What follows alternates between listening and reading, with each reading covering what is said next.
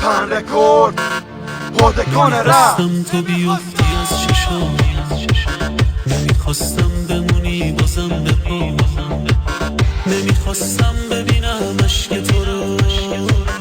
عزیزم گریه دیگه بس برو، عزیزم گریه دیگه بس برو، عزیزم گریه دیگه بس برو. میلاد درای تو میخواستی منو بپیچی بازه ای بامو بگی چی هان. هرچی که داشتم به پاش گذاشتم، دیگ زدش آخرم میلاد گذاشت رفت. دوست داشتن به من نظر زیاد، دوست داشت بازم به من ضرر میداد. اون داشت تازه برام نفس میذاشت، تو بیت آخرم میگم خدافظ تا دلم همیشه از دل تو هم جداشه.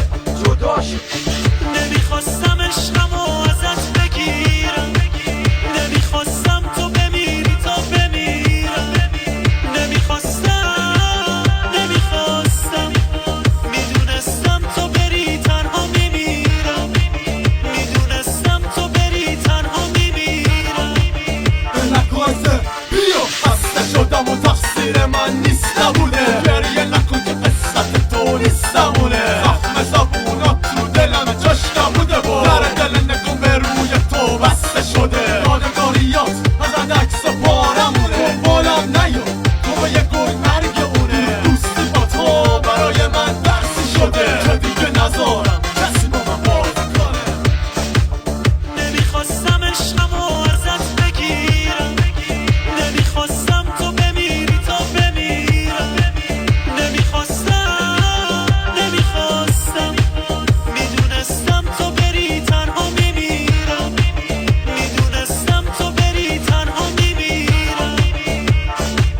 بیبی تو خواستی برم تا راستو بگم که میلاد تا کجا پشت تو بود. خاطراتمونم کشتی تو زود، تو صورت دم نمیاد. برو میلاد درای تو رو نمیخواد و بهشتم بری دنبالت نمیاد. بابا پس رفت هرچند پس احمق‌تر از تو هم که بود کندم رفت. پروندت من بستم سگ بستم خودی هنو حد دست رفت. ماشینه که دیدی در بس رفت.